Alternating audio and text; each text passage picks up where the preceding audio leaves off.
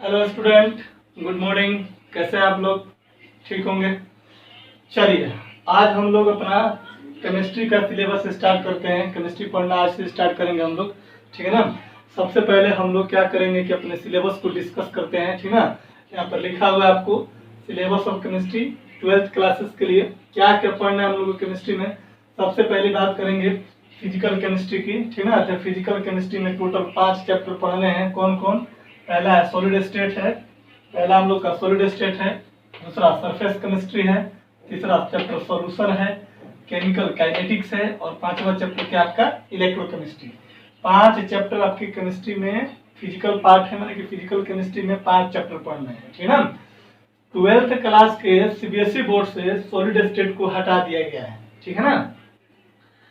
Bihar board में ये आपको पूछेगा और कंपटीशन के भी एग्जाम में, यानी कि जेई मेंस और एडवांस हो गया या फिर नीट के एग्जाम में भी ये चैप्टर से क्वेश्चन आपके आएंगे। सिर्फ सीबीएसई बोर्ड के 12th का जो पेपर होगा उसमें से ये चैप्टर आपका नहीं रहेगा, इससे आपके क्वेश्चन नहीं आएंगे, है ना। दूसरा है सरफेस, तीसरा सोल्यूशन, चौथा केमिकल काइनेटिक्स और पांचवा आपका इलेक्ट्रोकेमिस्ट्री। फिर हम लोग दूसरे पार्ट में आते हैं इनऑर्गेनिक केमिस्ट्री में। इनऑर्गेनिक केमिस्ट्री में आपका पहला चैप्टर है मेटलर्जी। इस मेटलर्जी चैप्टर में हम लोग क्या करेंगे, मेटल का एक्सट्रैक्शन पढ़ेंगे। इस चैप्टर का नाम आपको एनसीईआरटी में principle of isolation of elements दिया हुआ है। फिर पढ़ेंगे डी एफ ब्लॉक एलिमेंट, ठीक है ना। फिर पढ़ेंगे कोऑर्डिनेशन कंपाउंड। इस चैप्टर को हम लोग कॉम्प्लेक्स कंपाउंड के नाम से भी जानते हैं। फिर पढ़ेंगे चौथा चैप्टर पी ब्लॉक एलिमेंट, ठीक है ना। पी ब्लॉक एलिमेंट 11th में भी पढ़ना था, हम लोगों ने पढ़ा था boron family, carbon family. Carbon family में थोड़ा सा कम है पार्ट, ठीक है ना। और इसमें हम लोग पी ब्लॉक में हम लोग nitrogen family, oxygen family, hydrogen family और क्या पढ़ेंगे, नोबेल गैसेज। तो पी ब्लॉक से इनऑर्गेनिक केमिस्ट्री में 12th के इनऑर्गेनिक में सबसे ज्यादा जो चैप्टर पढ़ाना है वो पी ब्लॉक है, क्योंकि इसमें छोटा छोटा चैप्टर है जो कि एक चैप्टर कम से कम 4 से 5 क्लास आपका ले लेगा, ठीक है। फिर हम लोग लास्ट में आते हैं ऑर्गेनिक केमिस्ट्री पर। ऑर्गेनिक केमिस्ट्री में हम लोग को सबसे पहले पढ़ना है हैलो अल्केन एंड हैलोअरीन पढ़ना है। इसके बाद अल्कोहल पढ़ेंगे, फिनोल एंड ईथर। तीसरा chapter aldehyde, ketone and carboxylic acid है, ठीक है। फिर एमीन पढ़ेंगे, फिर बायोमोलिक्यूल पढ़ेंगे, ठीक है ना। पॉलीमर पढ़ेंगे और केमिस्ट्री एक्शन पढ़ेंगे। टोटल चैप्टर की अगर बात किया जाए केमिस्ट्री में तो टोटल चैप्टर में 5 हो गया आपका फिजिकल में, 4 चैप्टर हो गए आपके इनऑर्गेनिक में, 5 4 9 चैप्टर, और ये 7 चैप्टर आपके हो गए ऑर्गेनिक में, 16 चैप्टर हो गए, ठीक है ना। ऑर्गेनिक केमिस्ट्री पढ़ने से पहले हम लोग थोड़ा सा इन सब के बारे में बेसिक जानेंगे, जैसे कि रिएक्शन मैकेनिज्म, आइसोमेरिज्म, ठीक है ना। तो वो चीज हम लोग क्या करेंगे कि जब पहले फिजिकल पढ़ लेंगे, फिर इनऑर्गेनिक पढ़ लेंगे, और जब ऑर्गेनिक की बात आएगी तो सबसे पहले 11th क्लास का जो कुछ पार्ट है जैसे रिएक्शन मैकेनिज्म है, पहले हम लोग क्या करेंगे उसको कंप्लीट करेंगे, और इसके बाद हम लोग क्या करेंगे ऑर्गेनिक स्टार्ट करेंगे, ठीक है ना। हम उम्मीद करते हैं कि ये लास्ट दिसंबर तक टारगेट तक चले हैं, हार्डली 15 जनवरी तक आपको सिलेबस को फिनिश कर दिया जाएगा, ठीक है ना। तो आप लोग बढ़िया से माइंड को तैयार कीजिए और अच्छे से पढ़ाई लिखाई स्टार्ट कीजिए, ठीक है ना। सबसे पहले आप सिलेबस को नोट कीजिए।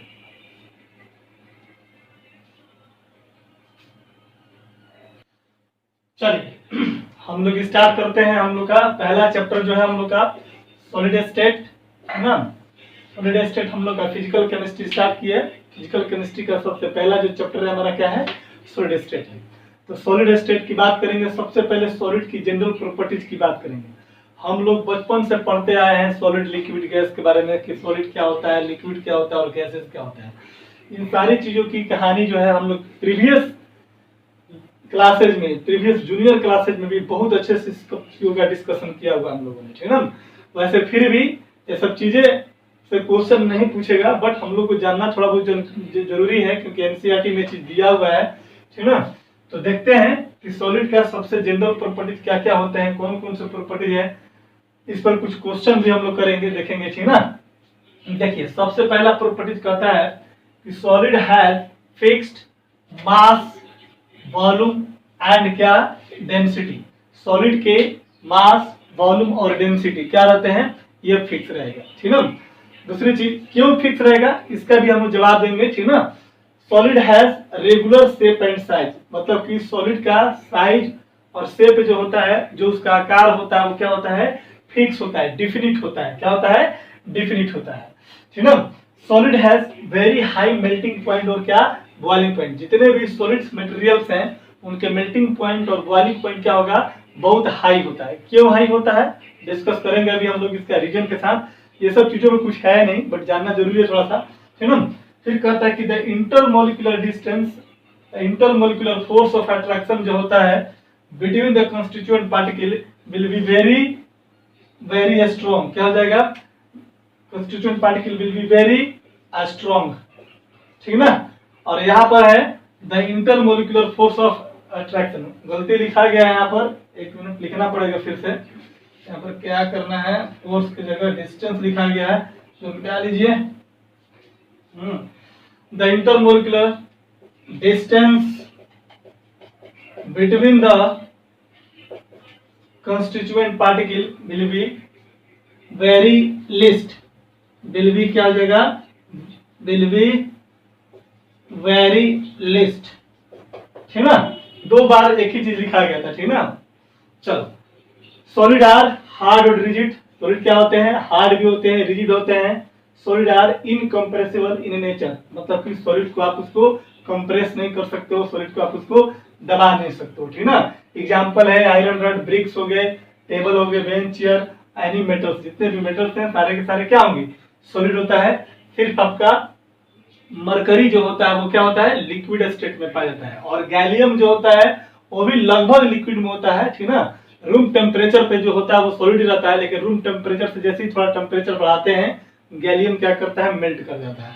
तो ओवरऑल हमारे सामने जितने भी चीजें, ये बेंच है, चेयर है, टेबल है, बेड है, जितने भी पंखा है, आयरन करंट है, सारे के सारे क्या है? आपके सॉलिड है, ठीक ना। तो चलो बारी बारी से सारे प्रॉपर्टीज को हम लोग डिस्कस करते हैं, ठीक ना। कि सबसे पहला प्रॉपर्टीज हमारा आता है कि solid has fixed mass, fixed volume and क्या होता है? फिक्स्ड डेंसिटी क्या होता है। तो आप लोग समझिएगा, ठीक ना। बाकी ये सब चीजें पहले इसको नोट कर लो, ठीक ना, फिर हम लोग क्या करेंगे? इसको समझाएंगे। नोट कर लीजिए इसको। चलो देखते हैं फटाफट।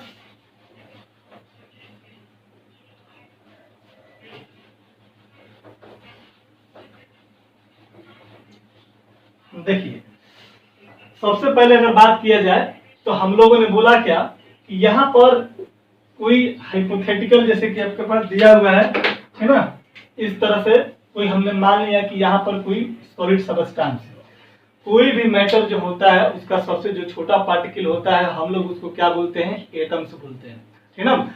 जिस प्रकार से हम लोग का शरीर जो लिविंग बॉडी है एक एक सेल से मिलकर के बना होता है, यानी कह सकते हैं कि लिविंग बॉडी का सबसे जो छोटा यूनिट है शरीर की, जो संरचनात्मक एवं क्रियात्मक जो इकाई है, यूनिट है, ठीक ना, उसको बोला जाता है कोशिका। क्या बोलते हैं हम लोग? कोशिका या सेल बोलते हैं। ठीक उसी प्रकार से कोई भी मैटर की अगर बात करेंगे तो उस मैटर का सबसे छोटा पार्टिकल जो होगा वो क्या होंगे? एटम्स या मॉलिक्यूल हो सकते हैं या फिर आयन्स हो सकते हैं। हमने बनाया इसको इस तरीके से, ये जो छोटे छोटे जो हैं, जो सर्किल जो बना रहा हूँ, ये सब क्या है? इस सॉलिड के एटम्स हैं, मॉलिक्यूल हैं, हो सकता है आयन भी होगा, ठीक ना। जनरली हम लोग सॉलिड स्टेट में आयनिक सॉलिड की ज्यादा बात करेंगे हम लोग, ठीक ना। तो ये आयन, ठीक ना। कहता है क्या कि ये हमारा सॉलिड मैटर हो गया, और इस सॉलिड मैटर के ये जो छोटे छोटे जो पार्टिकल हैं इनको कलेक्टिवली जो है कहा जाता है कंस्टिट्यूएंट पार्टिकल। क्या बोलते हैं हम लोग इसको? कंस्टिट्यूएंट पार्टिकल बोलते हैं। क्या बोलते हैं भाई? Constituent particle. कंस्टिट्यूएंट पार्टिकल बोलने का मतलब होता है जिनसे वो मिल करके बना, ठीक है। जैसे कि मान लो सपोज है कि अगर मैं बात करूं, जैसे हम लोग खिचड़ी खाते हैं ना, घर में खिचड़ी बनाते हैं, तो खिचड़ी में अगर कोई बोलेगा कि खिचड़ी का कंस्टिट्यूएंट क्या है तो क्या बताओगे? चावल है, दाल है, पानी है, मसाले हैं, इन सब चीजों को मिला करके क्या होता है? खिचड़ी तैयार होता है। ठीक उसी प्रकार यहाँ पर भी है कि अगर ये कोई सॉलिड मैटर है तो इनके ये छोटे छोटे जो पार्टिकल होंगे, ये सारे के सारे पार्टिकल को कलेक्टिवली हम लोग क्या बोलते हैं? कंस्टिट्यूएंट पार्टिकल्स बोलते हैं, ठीक है। ये कंस्टिट्यूएंट पार्टिकल एटम भी हो सकता है, आयन भी हो सकता है और मॉलिक्यूल भी हो सकता है। क्लियर है क्या? कोई दिक्कत नहीं है। यही पर एक पॉइंट को साइड में नोट कर लेना यहाँ पर कि जो कंस्टिट्यूएंट पार्टिकल जो होंगे ये आपके क्या हो सकते हैं? ये आपके एटम हो सकते हैं, ठीक ना, मॉलिक्यूल हो सकते हैं, और क्या हो सकते हैं भाई, आयंस हो सकते हैं। आयंस का मतलब केटायन हो सकता है या फिर अनायन हो सकता है। केटायन किसको बोलते हैं, जिस पे पॉजिटिव चार्ज प्रेजेंट हो दैट इज कॉल्ड केटायन, और जिस पे निगेटिव चार्ज प्रेजेंट हो उसको क्या बोलेंगे हम लोग, एनायन बोलते हैं ना। ये होते हैं कंस्टिट्यूएंट पार्टिकल। फिर होता है कि कौन से पार्टिकल ऐसे जो हैं जिनको हम लोग कंस्टिट्यूएंट पार्टिकल कंसीडर नहीं करेंगे। तो याद रखिएगा कि इलेक्ट्रॉन,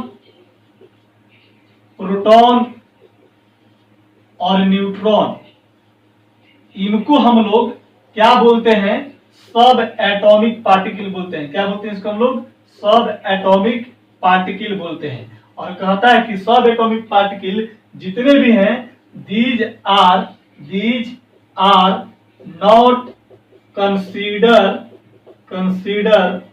एज कंस्टिट्यूएंट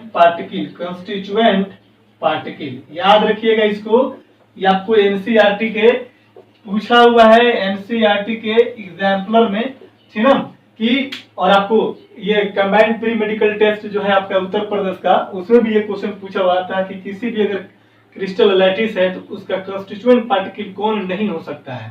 तो दिया हुआ था ऑप्शन में एटम्स, मॉलिक्यूल और आयन, और एक ऑप्शन दिया था इलेक्ट्रॉन। तो याद रखिएगा किसी भी मैटर का जो कंस्टिट्यूएंट जो पार्टिकल होगा, एटम हो सकता है, मॉलिक्यूल हो सकता है, आयन हो सकता है, लेकिन सब एटॉमिक जो पार्टिकल हैं that is electron, proton, neutron, इनको क्या कंस्टिट्यूएंट पार्टिकल कंसीडर नहीं किया जाता है। क्यों नहीं किया जाता है, क्योंकि हम लोग अभी तक डाल्टन्स के थ्योरी के अनुसार से ये पढ़ते आए कि किसी भी मैटर का सबसे छोटा जो पार्टिकल होता है वो क्या होता है, एटम्स हो सकते हैं, ठीक ना।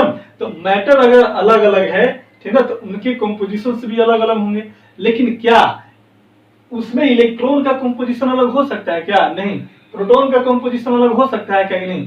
चाहे नाइट्रोजन एटम हो, हाइड्रोजन एटम हो, कोई भी एटम हो, इलेक्ट्रॉन, प्रोटॉन और न्यूट्रॉन वो रहेंगे ही रहेंगे। तो यहाँ पर इलेक्ट्रॉन, प्रोटॉन और न्यूट्रॉन को हम लोग चूंकि सब एटॉमिक पार्टिकल कंसीडर करते हैं, यानी कि एटम से भी छोटे हैं, ठीक है, तो इसीलिए इनको हम लोग क्या करते हैं, कभी भी कंस्टिट्यूएंट पार्टिकल में इसको कंसीडर नहीं किया जाएगा। तो आपको याद क्या रखना है, इलेक्ट्रॉन, प्रोटॉन, न्यूट्रॉन यानी कि सब एटॉमिक पार्टिकल को हम लोग कंस्टिट्यूएंट पार्टिकल नहीं बोलेंगे। कंस्टिट्यूएंट पार्टिकल क्या हो सकता है मेरा, एटम हो सकता है, मॉलिक्यूल हो सकता है और आयन हो सकता है, ठीक है। चलिए आते हैं हम लोग एक्चुअली में हम लोग को समझना क्या था, इनके प्रॉपर्टीज को हम लोग थोड़ा सा डिस्कस कर रहे थे, ठीक है, उसको देख लीजिए। सबसे पहला प्रॉपर्टीज क्या था कि सॉलिड के मास, वॉल्यूम और डेंसिटी क्या होते हैं, फिक्स होते हैं। जरा सा देखते हैं, कोई भी मैटर होगा तो उसका मास फिक्स है, चाहे वो सॉलिड हो, लिक्विड हो और क्या हो, गैस हो, ठीक है ना। ये इसलिए होता है क्योंकि हर सॉलिड पार्टिकल या कोई भी लिक्विड पार्टिकल, कोई भी स्टेट का मैटर हो, उसमें किससे मिलकर बने होते हैं भाई, एटम्स, मॉलिक्यूलर आयन में। और एटम्स और मॉलिक्यूलर आयन में होता क्या है भाई, इलेक्ट्रॉन, प्रोटॉन, न्यूट्रॉन। अब इलेक्ट्रॉन, प्रोटॉन और न्यूट्रॉन का मास क्या होता है, फिक्स होता है, चाहे वो हाइड्रोजन का इलेक्ट्रॉन हो, चाहे वो नाइट्रोजन का इलेक्ट्रॉन हो, चाहे वो पोटेशियम का इलेक्ट्रॉन, किसी का भी हो, उसमें इलेक्ट्रॉन, प्रोटॉन का जो मास होता है, जैसे कि इसका मास कितना होता है 9.1 × 10⁻³ kg, प्रोटॉन का कितना मास होता है 1.762 × 10⁻27 kg, न्यूट्रॉन का 1.674 × 10⁻- कितना 27 kg। तो ये चाहे किसी भी एटम में प्रेजेंट हो, इनके मास क्या है, फिक्स है। ओवरऑल कह सकते हैं कि कंस्टिट्यूएंट पार्टिकल का मास फिक्स है, दैट्स व्हाई मैटर का मास क्या होगा, फिक्स होगा, ठीक है। अब बात आ गई कि सर क्या वॉल्यूम के मास, क्या वॉल्यूम फिक्स होता है और कैसे वॉल्यूम फिक्स होता है। तो आपको पता होना चाहिए कि अगर ये मान लो सपोज दैट ये हमारा पे मैटर है, सॉलिड मैटर है, और ये इनके कंस्टिट्यूएंट पार्टिकल है, इसके जो इंटरनल जो एरिया होता है उसको रिप्रेजेंट करेगा, वॉल्यूम को रिप्रेजेंट करेगा। अब मान लो कि ये पार्टिकल अपने पोजीशन पर अगर फिक्स रहेगा तो इसकी वॉल्यूम भी क्या होगी, फिक्स होगी। मान लो कि मैं यहाँ पर खड़ा हूँ तो मेरा जो वॉल्यूम होगा इस पूरे रूम में इतना ही दूर होगा, क्योंकि मैं यहाँ पर हूँ। लेकिन अगर हमारे पास, मेरे अंदर में किसी भी प्रकार का अगर मूवमेंट हो रहा है, मैं यहाँ से यहाँ टर्न करके जा रहा हूँ, तो मेरा वॉल्यूम चेंज करेगा। क्यों, क्योंकि मैं मेरे अंदर मूवमेंट है, मोबाइल नेचर का हूँ, इस वजह से मेरा वॉल्यूम क्या करेगा, चेंज करेगा। देखिए गैस का वॉल्यूम क्या होता था, वेरिएबल, फिक्स नहीं होता था। क्यों, क्योंकि गैस को कहीं पे भी रखे थे, इधर उधर गैस क्या करता था, मूव करता था, रैंडमली मूव कर देते। लेकिन सॉलिड के कंस्टिट्यूएंट पार्टिकल क्या हों, अपने पोजीशन पे फिक्स रहते हैं और इसी फिक्स की वजह से ये मूव नहीं करेंगे, जिनकी वजह से इनका वॉल्यूम क्या होगा, फिक्स होता है। अब सवाल आपके मन में ये डेवलप होगा कि आखिर ये पार्टिकल अपने पोजीशन पर फिक्स क्यों रहते हैं। तो मैंने लास्ट में 2 प्रॉपर्टीज लिखवाया था कि अगर ये कॉन्स्टिट्यूएंट पार्टिकल है तो इन कॉन्स्टिट्यूएंट पार्टिकल के बीच का जो डिस्टेंस होगा, इस डिस्टेंस को बोलते हैं इंटर मॉलिक्यूलर डिस्टेंस। क्या बोलेंगे इसको हम लोग, इंटर मॉलिक्यूलर डिस्टेंस बोलेंगे। डिस्टेंस को शॉर्ट में DIST कर दिया है मैंने, ठीक ना। और इन दोनों पार्टिकल के बीच में लगने वाले जो फोर्स हैं, अगर ये पार्टिकल हैं और इनके बीच में लगने वाले जो फोर्स होगा, इस फोर्स को बोलते हैं intermolecular force of attraction, force of attraction. आई बात समझ में, क्या बोलेंगे हम लोग इसको, intermolecular force of attraction बोला जाएगा। तो चूंकि डिस्टेंस बहुत कम होने की वजह से ये पार्टिकल आपस में एक दूसरे से वेरी स्ट्रांगली क्या करेगा, अट्रैक्ट रहेगा, ठीक ना।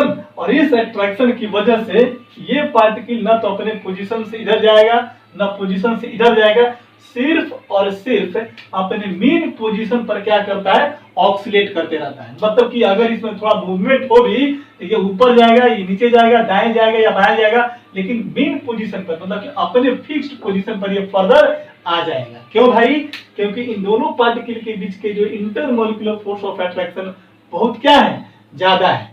इसकी वजह से इनके अंदर किसी भी प्रकार का कोई मूवमेंट नहीं होगा। जब किसी भी पार्टिकल में मूवमेंट नहीं होगा तो उनके वॉल्यूम ऑलवेज क्या रहेंगे, फिक्स रहेंगे। पहला क्वेश्चन का जवाब मिल गया, मास तो already fix, volume already fix. अच्छा, किसी भी मटेरियल का अपना डेंसिटी क्या रहता है, फिक्स रहता है, ठीक ना। वैसे भी डेंसिटी बराबर होता है क्या है मेरे भाई, डेंसिटी इज इक्वल टू होता क्या है, मास बटे कितना, वॉल्यूम। और अभी अभी हमने देखा क्या कि मास भी क्या है, फिक्स है, और वॉल्यूम भी क्या है, फिक्स है। दैट्स व्हाई बोल सकते हैं क्या कि डेंसिटी भी क्या होगा, उसका फिक्स होगा। कोई दिक्कत है नहीं। तो mass fix, volume fix, density fix, समझ में आ गया। दूसरा प्रॉपर्टी कह रहा था कि ये रेगुलर शेप और साइज के होते हैं। कोई क्वेश्चन पूछेगा आपसे, एनसीईआरटी में क्वेश्चन दिया हुआ है कि वाई सॉलिड्स जो होते हैं, सॉलिड जो होते हैं उनका शेप और साइज फिक्स क्यों होते हैं। तो सॉलिड के शेप और साइज फिक्स इसलिए होते हैं, क्यों, क्योंकि उनके कंस्टिट्यूएंट पार्टिकल के बीच का इंटरमॉलिक्यूलर फोर्स ऑफ अट्रैक्शन क्या होगा, बहुत ज्यादा होता है। इस वजह से ये फिक्स रहते हैं। साइज फिक्स मतलब शेप फिक्स करने का मतलब ये समझिए कि अगर ये मेरा ब्लैक बोर्ड जो है ये सॉलिड स्टेट है, अगर मैं कल फिर आऊं तो ऐसा नहीं है कि ये बोर्ड सर्कुलर शेप में आ जाएगा, ठीक है ना। जब तक आप इस पर एक्सटर्नल प्रेशर नहीं लगाओगे, कुछ नहीं लगाओगे, ठीक है ना, नॉर्मल कंडीशन में इनका शेप क्या रहेंगे, फिक्स रहेंगे, ठीक है ना। 10 साल के बाद भी आओगे तो बोर्ड आपको इसी शेप में मिलेगा, तो इसका शेप और साइज क्या रहेगा, फिक्स रहेगा, ठीक है ना। चलो, मास वॉल्यूम डेंसिटी फिक्स हो गया, शेप और साइज फिक्स हो गया। कुछ लोग बोलते हैं कि इसकी ज्योमेट्री क्या रहती है, फिक्स रहती है, रेगुलर रहती है, ठीक ना। तीसरी चीज आती है कि सॉलिड का सर मेल्टिंग पॉइंट और बॉइलिंग पॉइंट क्या होता है, बहुत ज्यादा होता है। तो मेल्टिंग पॉइंट बॉइलिंग पॉइंट ज्यादा होने का रीजन क्या है। अब मेल्ट करने का मतलब क्या होता है, मेल्टिंग पॉइंट बोलने का मतलब टेम्परेचर का वैसा रेंज जहां पर कोई भी पार्टिकल, कोई भी मटेरियल क्या हो जाएगा, पिघलना स्टार्ट कर देगा। मतलब हम इसको इतना हीट देंगे, एक ऐसा हीट देंगे इसको, इस टेम्परेचर पे जाकर के आपस में क्या करेगा, टूटने बिखरने लगेगा।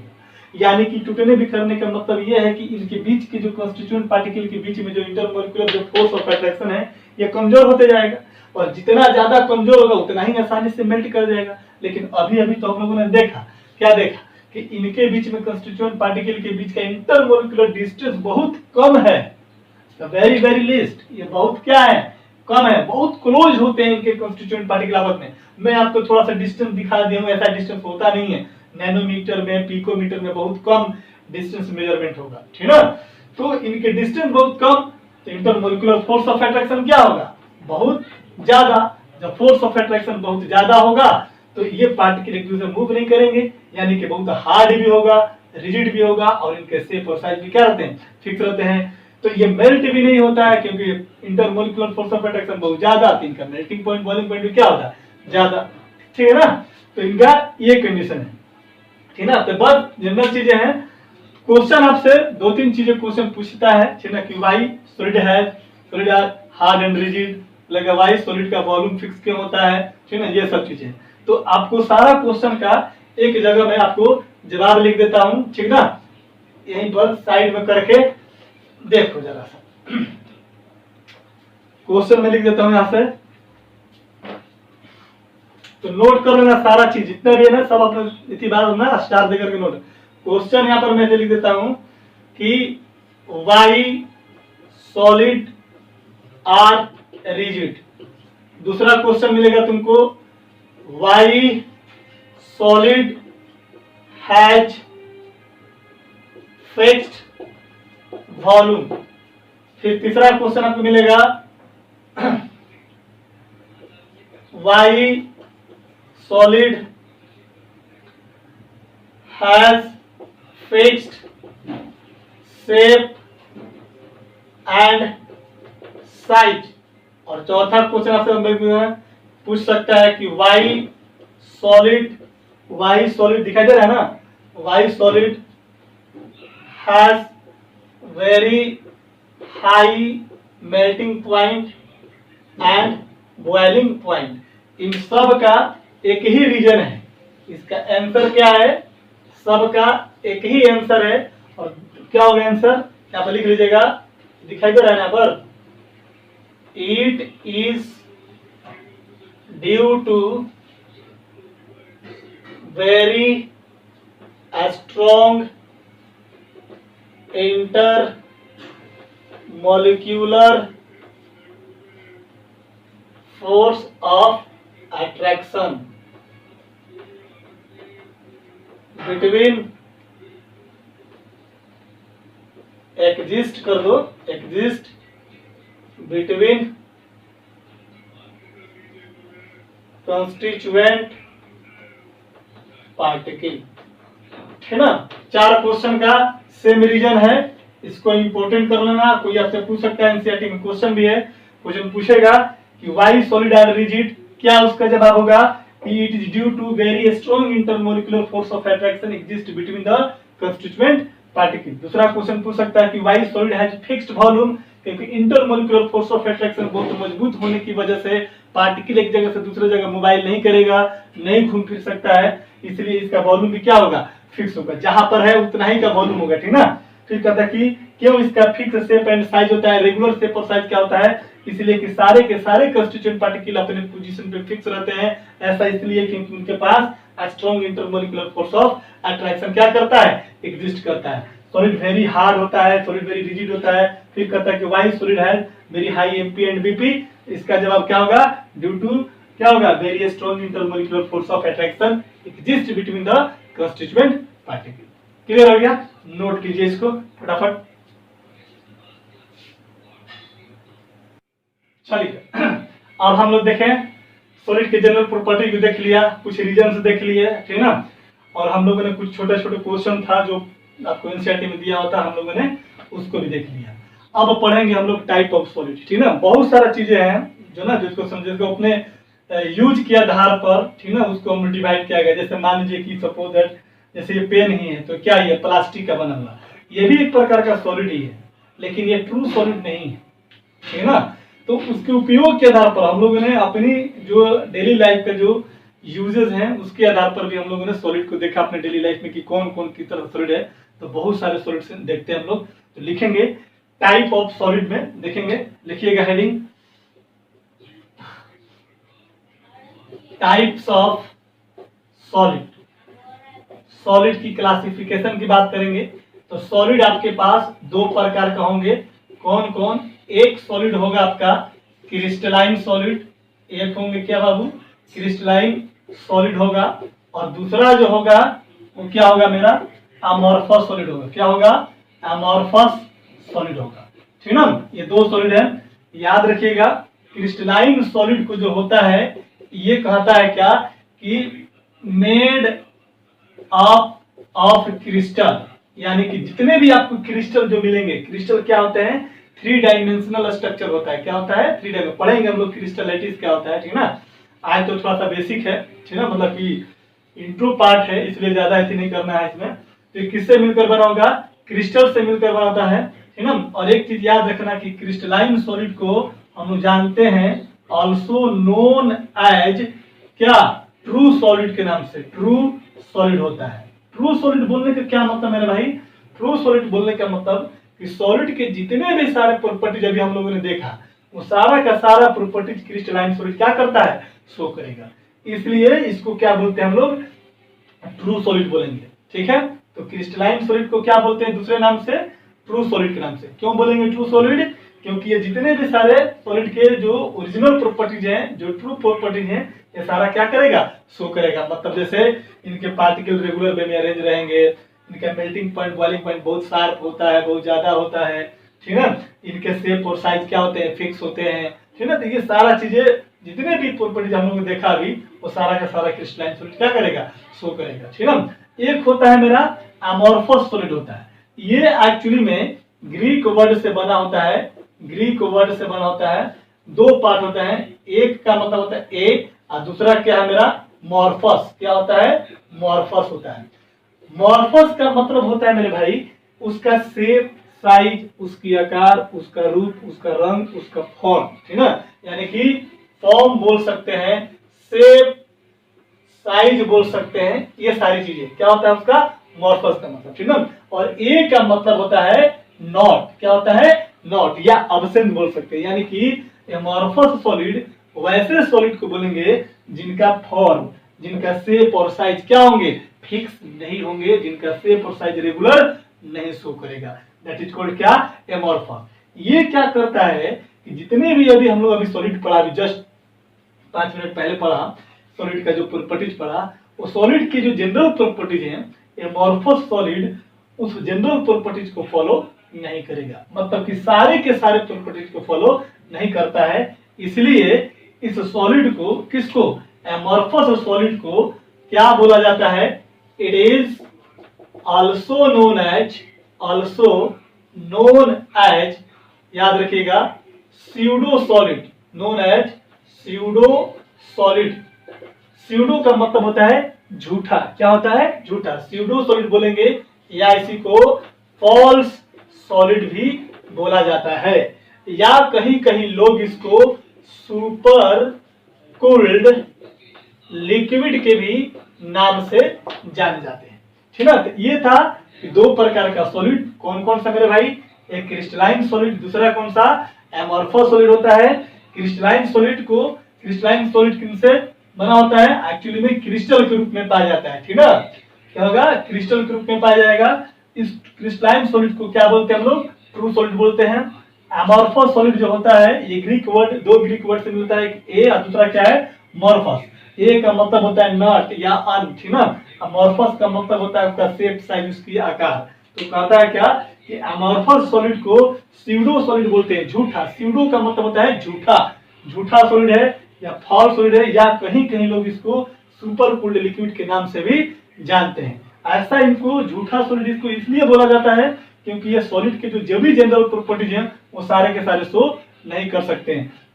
जैसे ये प्लास्टिक है, और ये मान लो कि क्रिस्टलाइन सॉलिड में जैसे मान लो कोई मेटल है, जैसे आयरन ले लिया मैंने, ठीक ना, तो एक आयरन का मेल्टिंग पॉइंट देखेंगे तो बहुत ज्यादा होगा, लेकिन प्लास्टिक की मेल्टिंग पॉइंट देखेंगे तो क्या होगा? बहुत कम होगा। तो मेल्टिंग पॉइंट सबसे ज्यादा किसका हो जाता है? जो ट्रू सॉलिड जो बताया जाता है। और एमॉर्फस मतलब क्या होगा? कम टेम्परेचर पर ही मेल्ट कर जाएगा। ठीक ना, तो इसको फॉल्स इसलिए बोला जाता है कि जो जनरल प्रॉपर्टी जो सॉलिड का जो होना चाहिए वो इसको फॉलो नहीं करता, 100% इसको फॉलो नहीं करता है। ठीक है ना, ये चीज है। तो ये चीजें आपने लिख लिया, इसको नोट कर लीजिए फटाफट। इसके बाद बारी बारी से डिस्कशन करेंगे कि क्रिस्टलाइन सॉलिड क्या होता है और एमॉर्फस सॉलिड क्या होता है, दोनों का एग्जांपल और फिर दोनों के बीच में डिफरेंसेस क्या है। ठीक है ना, नोट करो इसको जल्दी से फटाफट, मिटाता हूं मैं। चलिए आते हम लोग, सबसे पहले हम लोग आएंगे क्रिस्टलाइन सॉलिड के बारे में। ठीक है, चलो देखो हम लोग को हेडिंग देंगे। सबसे पहला हम लोग पढ़ेंगे क्रिस्टलाइन सॉलिड। आप लोग अपना नंबर हेडिंग जो भी देना हो दे सकते हैं। क्रिस्टलाइन सॉलिड देखो, लिखेंगे properties of crystalline, double L, देखे ना स्पेलिंग वगैरह देख लेना है ना, कहीं कहीं थोड़ा मिस्टेक हो सकता है। Properties of crystalline solid. सबसे पहला चीज तो हम लोग इसके प्रॉपर्टीज में सबसे पहला पढ़ेंगे, सेम चीजें हैं जो हम लोग पढ़े अभी जनरल प्रॉपर्टीज ऑफ सॉलिड में, कि ये क्या होते हैं, इनके शेप और साइज क्या होते हैं, फिक्स होते हैं, रेगुलर होते हैं। लिखेंगे the shape and size of crystalline solid are क्या बाबा, फिक्स्ड। बगल में लिखिएगा रेगुलर होता है। फिर दूसरा चीज क्या करता है कि the constituent particle of crystalline solid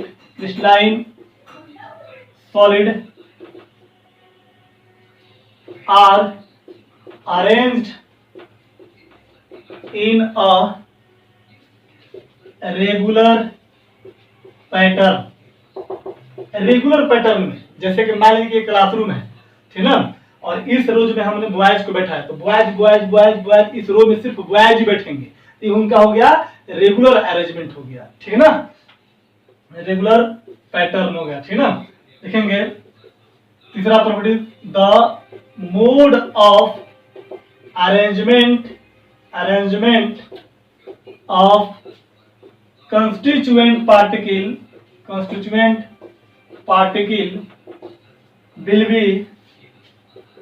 be long range order। कहता है कि क्रिस्टलाइन सॉलिड के जो कॉन्स्टिट्यूएंट पार्टिकल का जो अरेंजमेंट होता है वो कैसा अरेंजमेंट शो करता है मेरे भाई, ये लॉन्ग रेंज ऑर्डर का अरेंजमेंट शो करेगा। तो लॉन्ग रेंज ऑर्डर क्या है, इसको थोड़ा सा हम लोग समझ लेते हैं, ठीक है ना। चलो नोट करो फटाक से, इसके बाद हम लोग लिखवाते हैं कि लॉन्ग रेंज ऑर्डर क्या होता है। जल्दी से फटाफट। चल हाँ, तो लॉन्ग रेंज ऑर्डर स्टार देकर के लिखेंगे कि लॉन्ग रेंज ऑर्डर का मतलब क्या होता है ना। हम लोग पढ़ रहे हैं क्रिस्टलाइन सॉलिड के बारे में, ठीक ना। चलो देखो स्टार दे लीजिएगा, लिखिएगा लॉन्ग रेंज ऑर्डर, ठीक ना। लॉन्ग रेंज ऑर्डर की हम लोग बात करेंगे, ठीक ना। कहता है क्या, देखो यहां पर पहले डिफिनीशन लिखो, it is the repeated pattern of arrangement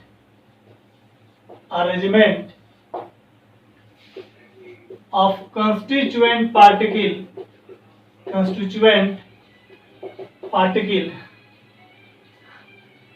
will be same at very long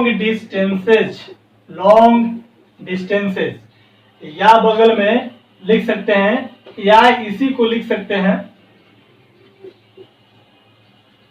और इसी को हम लोग लिख सकते हैं क्या, the repeated pattern of arrangement of constituent particle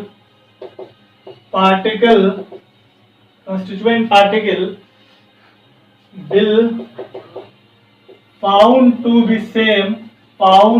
be same in entire crystal। मैंने बोला था कि क्रिस्टल का मतलब क्रिस्टलाइन सॉलिड की बात हो रही है, ठीक ना। और पढ़ता है कि रिपीटेड पैटर्न्स ऑफ अरेंजमेंट पूरे के पूरे क्रिस्टल में क्या होगा, सेम होगा।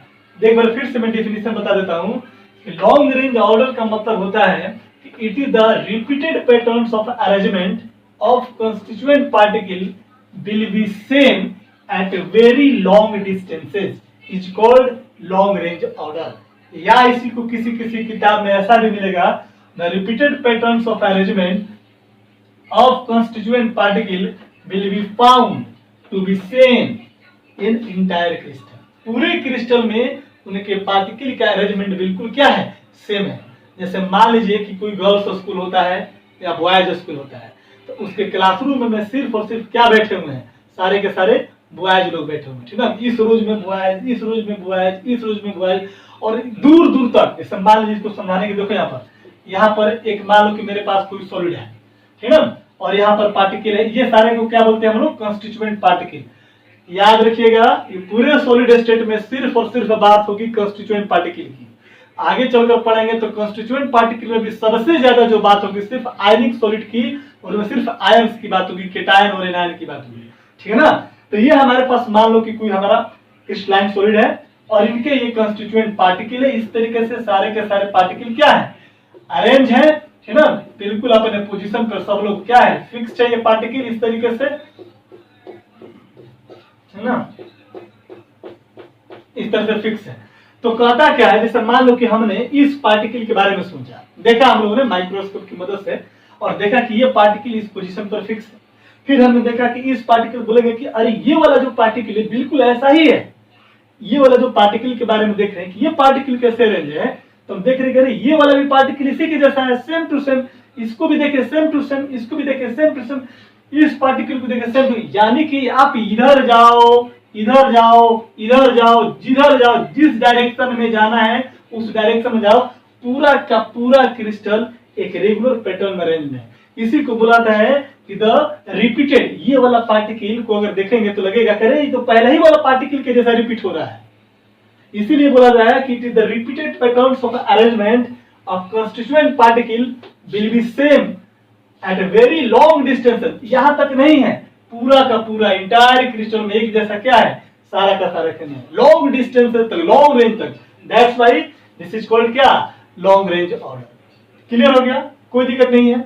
चलो नोट कीजिए, नेक्स्ट प्रॉपर्टीज पढ़ेंगे हम लोग, बिठाता हूं इसको। देखो नेक्स्ट प्रॉपर्टीज हमारा कौन सा होगा, चौथा, हाँ लिखेंगे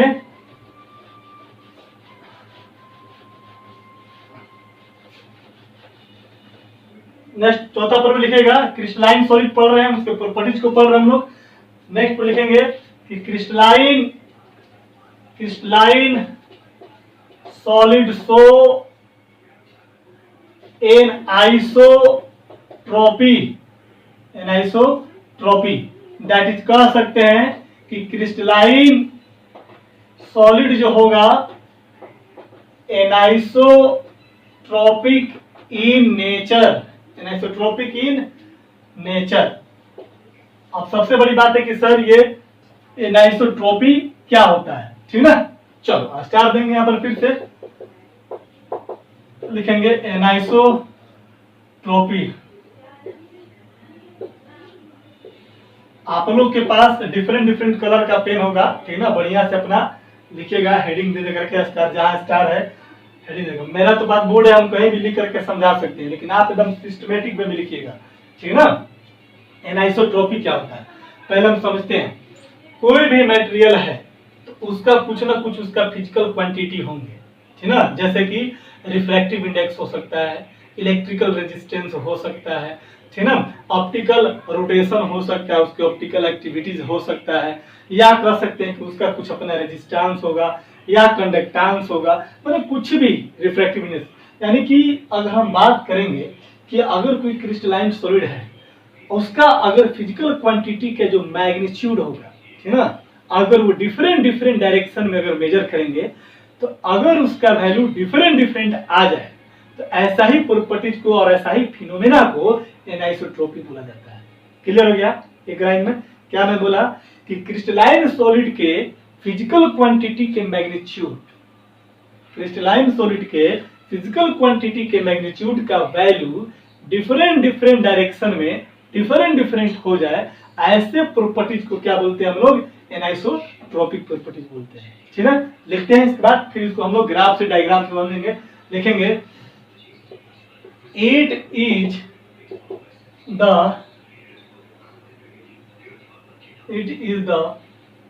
ऐसे लिखो, it is the properties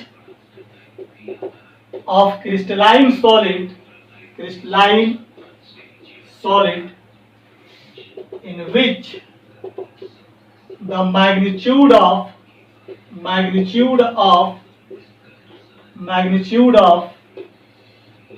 physical quantity like refractive index comma resistance comma conductivity etc कर दीजिए। बहुत सारा उनका फिजिकल प्रॉपर्टीज हो सकता है, फिजिकल क्वांटिटीज हो सकते हैं, ठीक ना। The magnitude of physical quantity like refractive index, resistance, conductivity etc have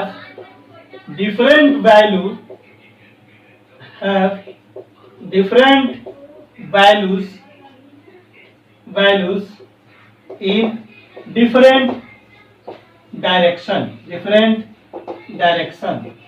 This property is called, this type of properties is known as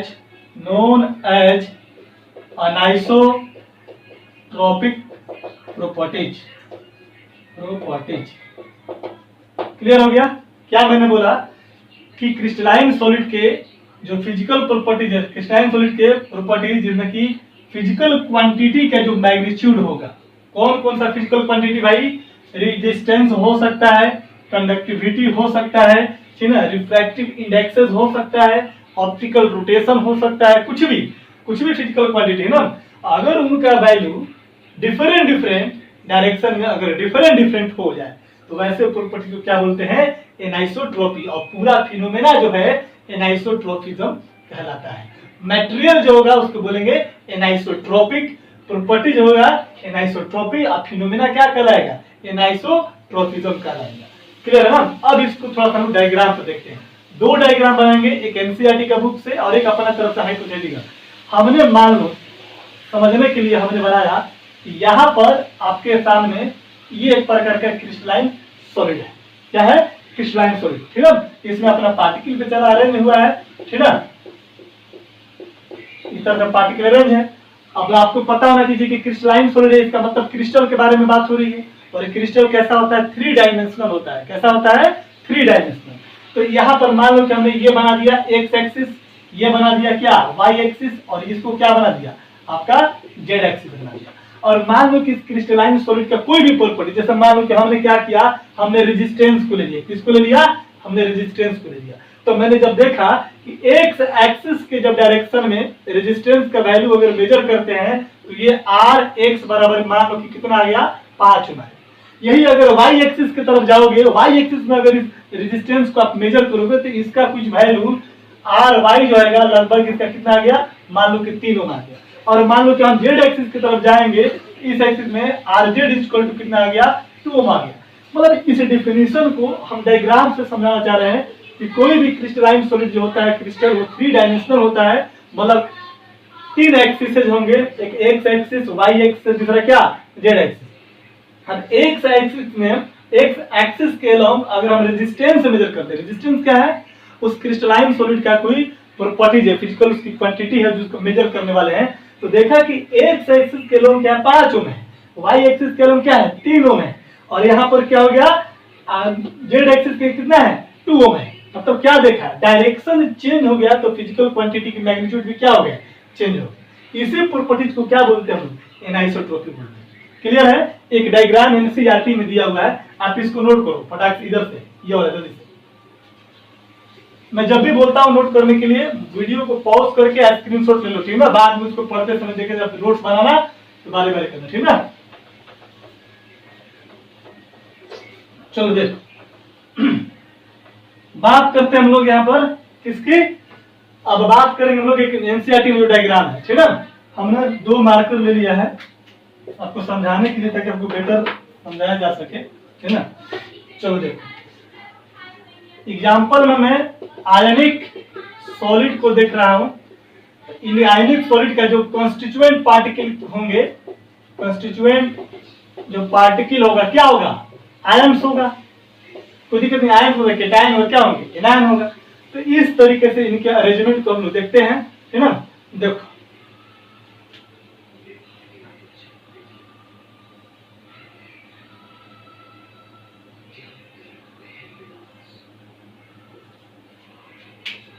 देखिए ब्लैक वाला जो है सर्किल, इसको हम लोग बोलेंगे क्या? कैटायन।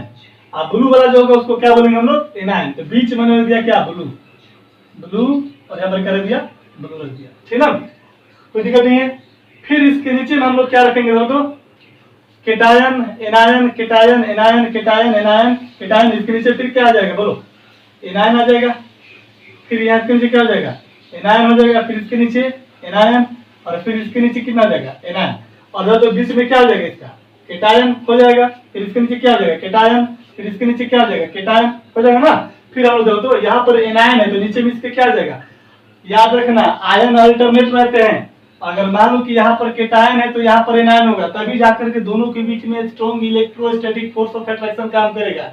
मतलब कि आयन के बीच में ये जो कंस्टिट्यूएंट जो पार्टिकल हैं, इन कंस्टिट्यूएंट पार्टिकल के बीच में इंटरमोलिकुलर फोर्स जो अट्रैक्शन जो डेवलप होगा, दैट इज कॉल्ड क्या, इलेक्ट्रोस्टैटिक्स। क्यों भाई, क्योंकि ये चार्ज पार्टिकल है, ठीक है ना।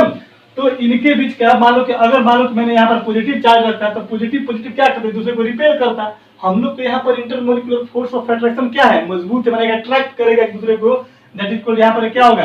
तो केटायन और एनायन ऑलवेज क्या होंगे, अल्टरनेट वे में अरेंज रहेंगे, ठीक ना। मतलब कि केटायन तो एनायन, फिर केटायन फिर एनायन, इस तरह से कॉन्जुगेटेड वे में, ठीक ना। फिर हमने मान लो कि यहाँ पर एनायन है तो इसके नीचे क्या आ जाएगा बोलो, केटायन हो जाएगा। यहाँ पर भी केटायन, यहाँ पर भी केटायन, यहाँ पर भी क्या, केटायन।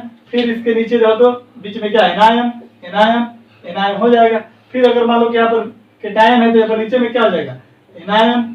इस तरीके से, इस तरह से यहाँ पर अरेंज कर दो। ये चीज हो गया, फिर ये चीज हो गया, कोई दिक्कत नहीं है। अब जरा देखते हो हमने बोल दिया क्या, ये डायरेक्शन तेरा कौन सा एक्सिस हो गया भाई, एक्स एक्सिस। ये डायरेक्शन तेरा कौन सा हो गया भाई, वाई एक्सिस। ये डायरेक्शन तेरा कौन सा हो गया, ये तेरा जेड एक्सिस हो गया। अब जरा देखते हो हम एक्स एक्सिस के लॉन्ग जाते हैं, जाए चलो। हमने एक्स एक्सिस के लॉन्ग मूव किया तो कैसे कैसे मिला था, तो cation anion cation anion cation. X axis के डायरेक्शन में जाते हैं तो हमको इस तरीके से मिलता है, cation anion cation anion cation anion. लेकिन अगर हम मान लो कि जेड एक्सिस के रूप में जाए, मान लो कि यहाँ पे जेड एक्सिस है, इस जेड एक्सिस के रूप में जाएंगे तो देख तो क्या मिला, anion anion anion anion anion anion, ऐसे बेटे चल जाएगा। मतलब क्या होगा कि देखो तो हमने क्या किया है कि हमने डायरेक्शन चेंज कर दिया, तो प्रॉपर्टीज का मैग्नीट्यूड भी क्या करेंगे, चेंज करेंगे। आई वसन में। और ऐसा क्यों, क्योंकि ये रेगुलर पैटर्न्स ऑफ अरेंजमेंट को क्या करता है, शो करेगा। तो एक्स एक्सिस में गए तो cation anion cation anion cation anion, और हमने जेड एक्सिस में गया तो क्या, एनायन एनायन एनायन। तो सारे के सारे ब्लू डॉट्स मिल रहे हैं क्या, इसी को हम लोग क्या बोलते हैं, अनाइसोट्रोपिक बोलते हैं। क्लियर हो गया, ठीक है, इसको नोट कर लीजिए, ठीक है ना। चलिए इसके बाद एक प्रॉपर्टी और है जो हम लोग इसको करेंगे, जल्दी कीजिए फटाफट। चलिए नेक्स्ट प्रॉपर्टी देखते हैं, 4 प्रॉपर्टी देख लिया, ठीक ना। नेक्स्ट प्रॉपर्टी देखते हैं हम लोग क्या, कि the crystalline solid has very sharp melting point and boiling point, ठीक ना। यहाँ पर वेरी का मतलब आप तो जानते हैं कि उनका क्या होगा, मेल्टिंग पॉइंट बॉइलिंग पॉइंट क्या होगा, बहुत ज्यादा होगा। क्या होगा उनका मेल्टिंग पॉइंट बॉइलिंग पॉइंट क्या होंगे, बहुत ज्यादा होगा, ठीक ना। थोड़ा सा टेक्निकल इशू है, आ गया था, ठीक ना। नेक्स्ट वीडियो में ऐसा नहीं होगा। The crystalline solid has very sharp melting point और क्या, बॉइलिंग पॉइंट, ठीक ना। अब यहाँ पर शार्प एक नया टर्म है। अभी तो आप लोगों ने जानते थे कि सर हम लोग ये जानते थे कि मेल्टिंग पॉइंट बॉइलिंग पॉइंट बहुत ज्यादा होता है ना, very high melting and boiling point. यहाँ पर शार्प क्यों लिखा गया, शार्प का मतलब होता है कि किसी खास टेम्परेचर, कोई फिक्स टेम्परेचर जो होगा उसी पर जाकर के क्या कर सकता है, ये मेल्ट कर सकता है। इसीलिए उस फिक्स टेम्परेचर को रिप्रेजेंट करने का तरीका है, दैट इज कॉल्ड शार्प, ठीक ना। जैसे मान लो कि कोई चीज है, अब आयरन है, मान लो क्या बोल रहे हैं कि आयरन 1000 डिग्री सेल्सियस पर जाकर के मेल्ट हुआ, तो आप अगर मान लो कि अगर 999 डिग्री सेल्सियस टेम्परेचर अगर प्रोवाइड कराओगे तब तक वो मेल्ट नहीं करेगा जब तक कि इस पर पहुंच नहीं जाए, ठीक है ना। तो जिस टेम्परेचर पर कोई चीज अगर मेल्ट करता है that is called melting point, जिस टेम्परेचर पे कोई लिक्विड बॉयल करता है दैट इज कॉल्ड क्या, बॉइलिंग पॉइंट। तो यहाँ पर अगर क्रिस्टलाइन सॉलिड के बारे में बोलता है कि sharp melting point boiling point है, मतलब कि अगर हमने बोला कि कोई क्रिस्टल है, आयनिक क्रिस्टल, और उसका 1000 डिग्री सेल्सियस अगर टेम्परेचर दिया मेल्टिंग पॉइंट का, मतलब कि वो 999 डिग्री सेल्सियस पर मेल्ट नहीं करेगा, ठीक है ना। और जब भी मेल्ट करेगा किस पर मेल्ट करेगा, 1000 डिग्री सेल्सियस पर। तो ये क्या चीज है, एक फिक्स है। आई बस में यही जब हम लोग एमोर्फोस सॉलिड की अगर बात करेंगे तो एमोर्फोस सॉलिड पे बात नहीं, वो रेंज होगा, है ना, कि 50 डिग्री से लेकर के 100 डिग्री के बीच में, यानी कि 50 डिग्री पर भी मेल्ट होगा स्टार्ट होगा, 100 डिग्री पर भी जाकर क्या होगा, जैसे प्लास्टिक है, अब इसको थोड़ा सा टेम्परेचर रूम टेम्परेचर तो धीरे धीरे पहले सिकुड़ेगा, फिर और टेम्परेचर बढ़ाएंगे तो थोड़ा सा और लिक्विड की तरफ बढ़ते जाएगा, यानी कि इसको एक रेंज का टेम्परेचर चाहिए। तो ये केस मिलेंगे आपको एमोर्फस में, जबकि क्रिस्टलाइन में ऐसा नहीं है। क्रिस्टलाइन में क्या होना चाहिए, शार्प का मतलब फिक्स्ड मेल्टिंग पॉइंट टेम्परेचर होना चाहिए, मतलब उसी टेम्परेचर पर जाके मेल्ट करेगा, अदरवाइज उससे कम पे मेल्ट नहीं करेगा। जबकि एमोर्फस के केस में क्या होगा, रेंज वाइज होता है, ठीक है। तो क्रिस्टलाइन सॉलिड है very sharp melting point and boiling point.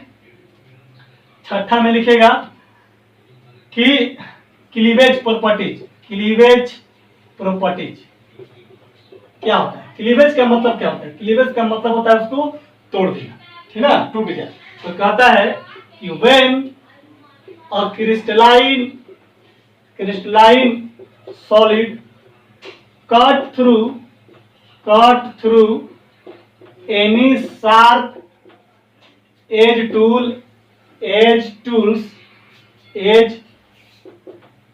Tools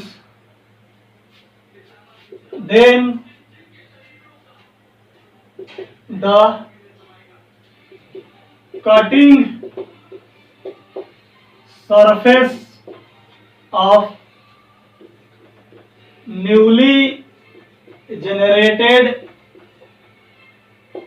crystalline solid will be क्या, स्मूथ, है ना।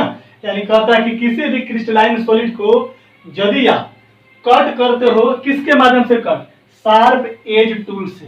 शार्प एज टूल क्या होता है, तेज धारीदार औजार, ठीक है ना, जैसे चाकू हो गया, ठीक है ना, या आप यूं कह सकते हैं कि सर्जरी में जो डॉक्टर लोग जो इस्तेमाल करते हैं, कैंची हो गया या ब्लेड हो गया, बहुत शार्प होता है, ठीक है ना, वो बहुत तेज। माने कि जब कोई भी क्रिस्टलाइन सॉलिड को आप कट करते हो, किससे, शार्प एज टूल से। एज का मतलब धारीदार, शार्प का मतलब बहुत तेज धारीदार, और टूल्स का मतलब औजार या हथियार होता है, ठीक है ना। तो कट करोगे तो कटिंग जो सरफेस मिलेगा वो कैसा मिलेगा, cutting surface of newly generated, यानी कि जो नया जो बनता है आपका क्रिस्टल, जैसे मान लो कि ये चीज है तो हमने इसको तोड़ दिया, तो ये दो प्रकार के बन गए। पहले क्या था, एक था, इसको शार्प एज से कट किया तो दो बन गए अलग अलग। तो इनके जो कटिंग जो सरफेस होगी कैसा मिलेंगे, स्मूथ मिलेंगे, ठीक है ना। तो कह सकते हैं क्लीवेज प्रॉपर्टीज। अब क्रिस्टलाइन सॉलिड कैसा होगा, स्मूथ की रफ, स्मूथ लिखेंगे। The cleavage properties of crystalline solid क्या हो जाएगा भाई, स्मूथ। आई बात है ना। अब इसको समझने के लिए हम फिगर बनाकर दिखाते हैं। यहाँ पर देखो, यहाँ पर समझ में आ जाएगा, ठीक है। अरे यहाँ पर यहाँ पर दिखाता हूँ, यहाँ पर दे रहा है ना, मेरा नहीं, मैं नहीं दिख रहा हूँ, बट फिर भी यही दिखाई दे रहा है। देखो यहाँ पर मान ले कि कोई तेरे पास क्रिस्टलाइन सॉलिड है और इस तरह से पार्टिकल क्या है तेरे पास, अरेंज है ना। ये पार्टिकल क्या आपका रेगुलर वे में अरेंज है, लॉन्ग रेंज ऑर्डर में। और हमने क्या किया कि इसको शार्प एज टूल से इसको कट कर दिया। जब भी मैंने इसको शार्प एज टूल से जब कट किया तो इनकी जो ये कटिंग जो सरफेस होंगे, ये कटिंग जब कट किया तो ये क्रिस्टल दो पार्ट में बच गया। एक पार्ट आपका इधर बन गया इस तरीके से, और दूसरा पार्ट आपको किधर मिल गया, इधर, इस तरह से। तो ये जो सरफेस है ना, ये जो सरफेस, ये आपका जो सरफेस है, ये सरफेस कैसा मिला, स्मूथ प्लेन मिला, मतलब कि चिकना एकदम बिल्कुल। जब कट करोगे तो फिर कैसा मिलेगा, बिल्कुल एकदम चिकना मिलेगा, स्मूथ प्लेन मिलेगा, ठीक है ना। कोई आपसे क्वेश्चन पूछ देगा कि सर ऐसा क्यों होता है सर, क्रिस्टलाइन सॉलिड को जब भी हम कट करेंगे तो क्लीवेज प्रॉपर्टी अपना स्मूथ क्यों शो करेगा, क्यों बताइए। क्योंकि लॉन्ग रेंज ऑर्डर है पार्टिकल, पार्टिकल क्या उनको रेगुलर वे में अरेंज है, इंटायर क्रिस्टल में कैसा है, एक जैसा। लिखेंगे it is due to long range long range arrangement of constituent particle in crystalline solid